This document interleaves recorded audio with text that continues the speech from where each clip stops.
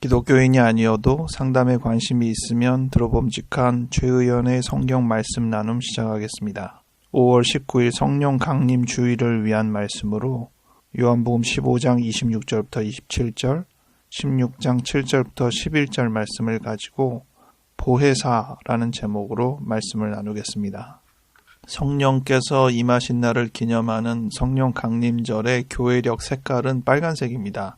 교회력 색깔에서 빨간색을 쓰는 주간이 성령 강림주일 외에는 없습니다. 한 주가 더 있긴 한데 그때는 꼭 빨간색을 쓰는 게 아니라서 전형적으로 빨간색을 쓰는 건 성령 강림주일 이 주간밖에 없습니다.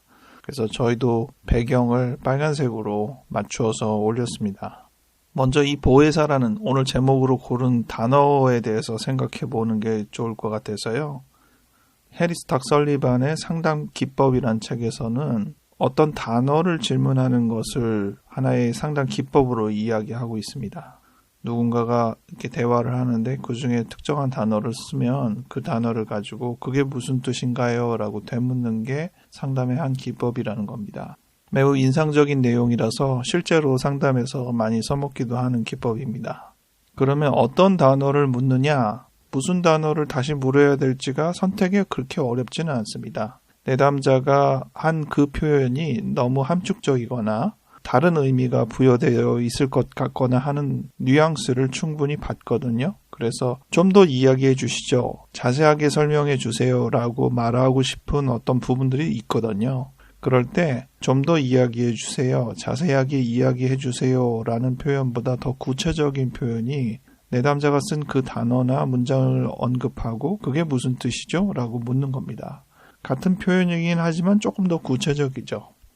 글렌 게버드의 역동정신의학이란 책에서도 비슷한 얘기가 나오는데 치료기법을 이렇게 연속선상에서 쭉 언급되어 놓고 있어요. 그 중에서 지지적인 기법에 제일 가까이 있는 상담 기법이 긍정이란 기법이고 그 다음에 위치한 기법이 조언과 칭찬입니다. 제가 이 내용을 이해할 때 더 크게 의미 부여를 하는 것은 긍정이라는 기법은 non-specific, 구체적이지 않게 상담적인 기법을 사용하는 것이고 조언과 칭찬은 specific, 아주 구체적으로 언급을 하고 기법을 사용하는 겁니다. 예를 들어서 내담자가 어떤 행동을 했는데 전반적으로 잘했다고 생각해 보세요. 그러면 긍정은 아유 참 잘했네요. 그냥 그렇게만 얘기합니다. 뭘 잘했다는 건지 이런 표현이 없어요. 근데 조언과 칭찬이라는 상담 기법을 쓰려면 누구씨가 그때 그렇게 말한 거 정말 잘했네요 라고 그가 잘했다라는 표현이 어떤 의미인지를 구체적으로 골라서 이야기합니다. 부정적인 표현도 긍정이란 기법에 들어갈 수 있습니다. 그러니까 제가 얘기한 대로라면 그게 비특이적이냐 특이적이냐에 따라 더 중요한 거예요. 내담자가 무슨 얘기를 쭉 했는데 아유 그건 좀 위험한데요? 라고 부정적인 표현을 했으면 구체적인 부분을 짚지는 않았기 때문에 긍정이라는 기법에 더 준하는 기법이 되고요. 반면 아유 그때 그렇게 결정해서 그렇게 행동하지 않으셨으면 더 좋았을 뻔했는데요 라고 행동이나 말의 구체적인 부분을 명시하면 그것은 조언과 칭찬이라는 기법 수준에 해당이 되는 것입니다. 좀 더 자세하게 얘기해 보세요 라고 하면 지금 말씀드린 이 긍정이라는 기법 수준, non-specific한 기법의 약간 추임새 같은 방식이라고 한다면 그 단어가 무슨 뜻이죠? 이렇게 말하는 것은 조언과 칭찬이라는 기법에 좀 더 가까운 기법이 되겠습니다. 대개 어떤 독특한 단어를 쓰거나 내담자랑 꽤 상담을 했는데 그런 식의 단어를 언급하지는 않거나 어떤 굉장히 큰 의미를 담고 있는 표현이라고 여겨지는데 너무 짧게만 한 단어나 그런 부분으로만 표현을 하거나 뉘앙스에 비해서 좀 어울리지 않는 단어를 쓰거나 그럴 때는 그 단어나 문장을 언급하면서 그게 무슨 뜻이지요? 라고 물어보는 게 도움이 됩니다. 물론 이게 단순한 국어 뜻풀이 해설을 질문하는 건 아니죠. 내담자가 그런 식으로 또 대답을 한다면 그건 오히려 회피가 되고 방어가 될 것입니다. 그래서 되질문해서 단순한 의미를 묻는 게 아니라 본인이 생각하고 있는 그 단어에 더 담게 되는 의미들이나 생각들을 표현해 주십사 하는 겁니다. 구체적으로 이야기를 하기도 합니다. 저도 최근에 내담자가 어떤 단어를 언급하는 걸 들었는데 자세하게 확인하지 않고 그냥 넘어간 예가 있습니다. 지금은 많이 후회하고 있는데 다시 내담자를 만나게 되면 그런 후회를 상쇄할 수 있는 기회가 있어서 좋기는 하죠. 그래서 그때 제가 질문을 못 드렸는데 지금이라도 다시 좀 질문을 하고 싶습니다 하면서 물어볼 수 있는 기회가 있다면 훨씬 나을 겁니다. 그래서 역시 상담은 한 번으로 끝나는 게 아니라 계속 반복되는 것이 훨씬 좋습니다. 이 이야기를 먼저 드린 이유는 이 보혜사라는 단어가 그렇다는 것입니다. 원문으로는 파라클레토스라는 단어인데요. 헬라어 단어이고 파라칼레오라는 동사에서 유래된 명사형 단어입니다. 파라는 곁에, 함께라는 의미의 단어고요. 칼레오는 부르다, 요청하다, 위로하다, 돕다 이런 여러 의미들을 담고 있는 단어예요. 같이 묶으면 옆에서 돕는다라는 단어가 되니까 가장 일반적인 번역은 헬퍼, 돕는 사람이라는 뜻입니다. 그 돕는 기능을 좀 더 구체적으로 묘사하는 의미에서 보호자라든지 변호인이라든지 이런 단어로 번역하기도 합니다. 성경에서는 이 파라클레토스라는 단어가 5번이 나오는데요. 요한복음에 4번, 요한일서에 1번 이렇게 나옵니다. 요한복음은 14장에 2번 나오고 15장에 1번, 16장에 1번 나오니까 오늘 정한 본문에서 이 단어를 나온 5번에 2번을 이미 이 구절을 통해서 커버하는 거예요. 나머지 14장 16절, 26절 그리고 요한일서 2장 1절까지 포함해서 5번의 단어가 성경상에서 나와 있는 파라클레토스입니다. 한글 성경에는 요한복음 단어는 다 보혜사라고 번역이 돼 있어요. 그런데 요한일서 단어는 대언자라는 번역을 썼습니다. 대언자, 중재자 이런 단어로 충분히 번역되는 단어입니다. 실제로 영어 성경에서는 상담사로 번역되기도 하고 다양하게 번역되고 있습니다. 그런데 한번 생각을 해보세요. 성령을 지칭하는 의미의 단어로 파라클레토스라는 단어를 쓴 것이 왜 이렇게 드물까? 그리고 독특하게 요한복음과 요한일서에만 등장할까?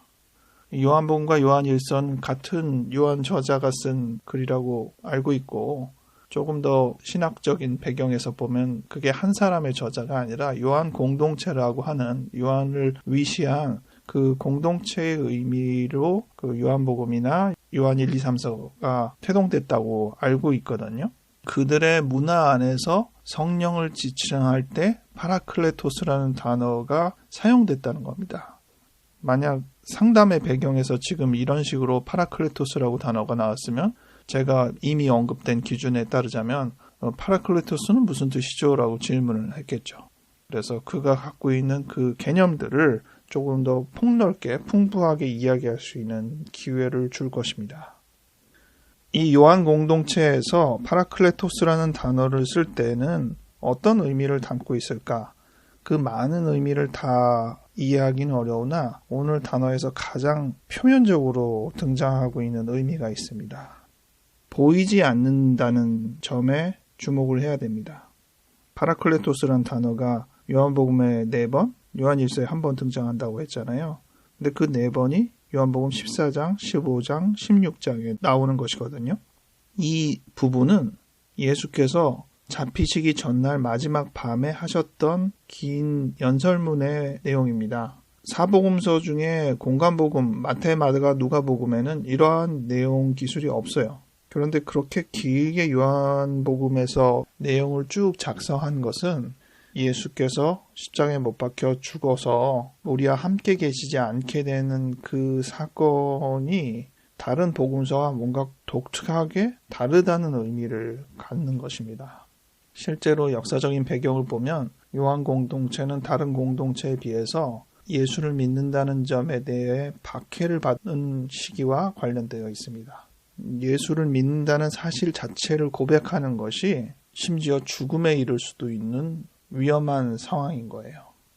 우리가 어떠한 정치적인 입지를 가지거나 정체성을 가지거나 신앙적인 기조를 갖는데 그것을 이야기하면 사람들한테 오해를 받기도 하고 심지어 그걸로 모함을 받아 죽기도 할 수 있다고 할 때 우리가 이것을 감추고 살아야 하나 드러냈고 수모나 위협을 감당해야 되나 고민하게 될 거 아니겠어요? 지금 요한 공동체가 그런 상황에 처해 있다는 것입니다. 그런데 그런 요한 공동체 앞에 예수는 직접 없거든요. 예수님의 말씀은 접해서 듣긴 했지만 예수가 그 옆에 바로 같이 있으면서 내가 옆에 있으니 염려 말아라 이런 소리를 듣지 못하는 거예요. 그러면 불안하겠죠. 그런 요한 공동체에게 그 불안을 잠식시킬 수 있는, 비록 눈에 보이진 않아도 정말 내 옆에 확실하게 계시다는 것을 각인시킬 수 있는 말씀의 격려가 중요한 시점이거든요. 그것 때문에 파라클레토스가 더 강조되는 것입니다. 성령, 비록 보이지는 않으나 정말 내 옆에 있다는 거예요. 관념적으로나 실질적으로나 요한 공동체에는 아주 절실하게 필요한 내용인 것입니다. 그래서 요한복음 20장에 보면 다른 복음서에서 나오지 않는 도마 이야기가 나와요. 도마는 예수를 직접 보지 않고는 못 믿겠다라고 얘기했잖아요. 부활하신 예수가 도마에게 등장해서 그 상처들을 직접 만져보게 하고 도마가 만져보고서야 진정한 나의 주님이십니다 라고 인정을 했죠. 그럴 때 예수께서 하신 말씀, 우리가 잘 기억하고 있는 말씀인데 20장 29절 말씀, 너는 나를 본고로 믿느냐? 보지 못하고 믿는 자들은 복되도다 하시니라, 이렇게 이야기를 했는데요. 이 이야기가 예수님의 이야기이기도 하지만 보지 못하고 믿는 게 정말 복되다는 것을 요한 공동체 스스로 굉장히 다짐하고 싶은 취지를 충분히 생각해 볼 수 있는 것이죠.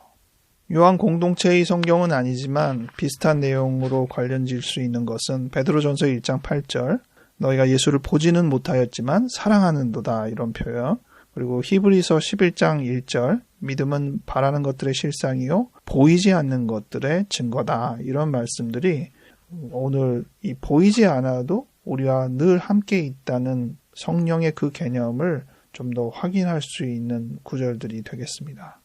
상담 이론에서 보자면 그런 개념이 뭘까요? 보이지는 않지만 늘 함께 있다. 전문적인 용어로는 내재화된 표상, 이런 표현이 나오죠. Internalized representation.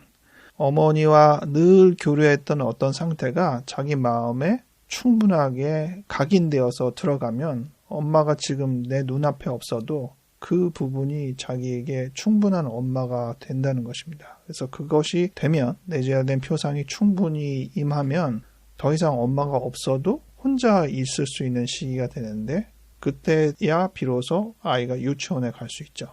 이게 없으면 분리불안이 생기죠. 아이는 실제로 눈앞에서 직접 보고 마주하는 엄마가 없으면 엄마가 없다고 여기고 너무 불안한 거예요. 이런 개념은 우리가 상담할 때도 많이 언급될 수 있는 부분입니다. 누군가와 같이 있을 땐 즐겁고 기분이 좋다가도 헤어지고 혼자 남으면 공허하고 외롭고 쓸쓸하고 우울하고 이런 사람들이 꽤 있어요. 이런 사람들은 그 사람들과 깊이 교류했던 그 경험이 흔히 얘기한 약발이 오래 안 가요. 헤어지기만 하면 그 약발이 끊어지는 거예요. 그게 내재화된 표상의 정도의 경험이라면 그렇게 약발이 금방 끝날 리가 없죠. 혼자 있더라도 그 부분을 회상하고 충분히 같이 했었던 경험을 통해 지금은 옆에 없어도 함께 있다는 느낌을 가질 수 있거든요. 단순하게 표현하면 기억이죠. 기억이 나를 지배하는 것이거든요. 그래서 오늘 성령이 누구신가라고 할 때 비슷한 내재화된 표상, 내지 기억으로서의 우리를 단단하게 만드는 존재, 내지는 상태, 이런 부분들을 염두에 두어도 좋을 것입니다. 보이지 않는 존재로서의 보혜사에 대해서 설명을 드렸는데 마지막으로 증언자에 대해서 이야기하고 말씀을 정리하겠습니다. 증언자에 대한 개념은 15장 26절부터 27절에 나오는데 보혜사인 성령께서 예수를 증언하실 거다라고 26절에 나와 있고 27절에 이어서 적혀 있기를 예수님의 제자들인 너희도 처음부터 나와 함께 있었으므로 증언하느니라, 이렇게 묘사하고 있어요. 파라클레토스 성령이 증언자이기도 하지만 너희도 마찬가지로 증언자이다. 성령은 나에게 파라클레토스가 되고 나 또한 다른 사람에게 파라클레토스가 될 수 있다는 것입니다. 동일한 증언자의 역할을 하는 것이죠. 보혜사는 항상 우리 곁에 있는 분이라는 개념을 가지고 있어요. 예수는 실질적으로 예수님의 제자들과 육신을 같이 하며 오감으로 접했던 보혜사라고 한다면 성령은 그 원리를 충분히 내재화하고 보이지는 않지만 늘 우리와 함께 있는 조력자로 의미가 규정됩니다. 우리 또한 다른 사람들과 늘 함께 있으면서 비슷한 조력자의 역할을 할 수 있다는 것인데, 그렇게 할 수 있는 이유는 우리가 그동안 충분히 함께 있었던 경험을 먼저 했기 때문에 가능한 일이죠. 27절, 너희도 처음부터 나와 함께 있었으므로. 이게 없다면 증언자의 역할을 우리가 할 수 없는 거죠. 무엇을 증언하느냐에 대해서는 16장 8절부터 11절의 내용을 기반으로 하고 그 이상의 또 다양한 증언이 있을 텐데, 이 16장에 언급되어 있는 부분은 죄, 의, 심판에 대한 내용이 적혀 있습니다. 우리가 잘못이라고 한다면 어떤 특별한 죄를 저질렀다 이런 생각을 할 수 있지만, 더 큰 잘못은 예수 자신을 못 알아본 것이 죄라고 오늘 본문에서 나와 있는데, 조금 더 달리 해석을 하면 예수라는 어떤 특정 개인을 지칭하지 않더라도 하나님의 뜻을 실천하고자 하는 사람들의 취지를 우리가 발견하지 못한다면 그것은 죄가 되는 것이죠. 그리고 의에 대해서 언급했는데, 내가 지금 떠나서 너희 곁에, 너희 눈에 보이지 않는 자체가 의라고 지금 얘기를 하셨거든요. 예수님은 벌로 죽는 것이 아니라는 것입니다. 당시에야 재판을 받아서 사형 집행을 받아 죽은 거잖아요.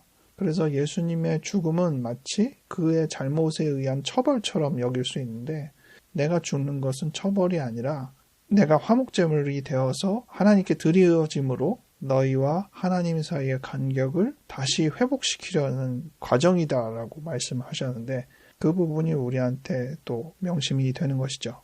차라리 내가 너희 옆에 없는 것이 더 좋다, 이런 언급들도 있거든요. 우리도 그렇죠. 누군가 이렇게 늘 마주하고 도와주고 이러는 것이 정말 바라고 좋기도 하지만, 그렇게 하면 너무 의존심만 생기고 스스로 뭘 하려는 노력들을 자꾸 안 하게 되는 경우도 생기니까. 그러나 보이지 않을 때는 함께 계시다는 느낌은 늘 받지만 자기가 해야 한다는 책임의식은 더 많이 생기게 되거든요. 마지막으로 심판에 대해서는 이 세상의 임금들이 심판을 이미 받았다라는 언급을 하고 있는데, 권선지강에 관련된 생각을 우리가 하게 됩니다. 저 잘못하는 사람들, 부조리한 사람들, 여전히 득세하고 세상은 그러한 입장으로 돌아가는 것에 대해서 환멸을 느끼기도 하는데, 예수님께서는 그들은 이미 잘못되었다고 정죄를 받은 것이다 라고 말씀을 하시는 겁니다. 우리가 이 험한 세상을 어떤 기조를 가지고 살아가야 하는지에 대한 분명한 지침을 알려주시는 말씀이기도 합니다. 말씀을 정리하겠습니다. 오늘 성령 강림절을 맞아 성령에 대해서 생각을 해보고자 했는데, 그 중에 특별히 이 파라클레토스라는 단어가 언급된 요한복음 15장 16절의 말씀을 기준으로 하여 보혜사에 대해서 생각을 해보았고, 이 표현은 예수께서 늘 우리와 함께 있는 것과 상반되게 예수가 안 계신, 보이지 않는 그 상태의 우리의 불안정을 불식시키기 위해서 성령께서 늘 함께 하신다는 의미로 더 강조하기 위해서 쓰여진 단어임을 유념하게 됩니다. 그러한 성령의 함께 하심을 경험할 때 우리 행보는 증언하는 삶입니다. 우리가 얼마나 든든한 배경을 가지고 어떠한 행동을 책임있게 구사해야 할지에 대해서 생각해 볼 수 있는 성경이었습니다. 이 내용들을 충분히 다시 한번 생각해 보시면서 여러분의 삶에서 좀 더 실천해야 될 부분들을 다시 유념해 보면 좋겠습니다. 기도하겠습니다. 하나님, 우리가 눈에 보일 때도 즐거워하지만 보이지 않을 때도 든든한 마음을 가질 수 있도록 도와주시옵소서. 혼자 있을 때, 외로울 때, 아무것도 보이지 않을 때, 그때조차도 하나님께서 늘 우리와 함께 계심을 믿고 평온한 마음을 가질 수 있도록 도와주시옵소서. 무엇보다도 우리가 실천해야 될 것들을 기억하게 하여 주시옵소서. 증언자로서의 우리의 삶을 굳건히 하여 주시옵소서. 감사드렸고 예수님 이름으로 기도하였습니다. 아멘.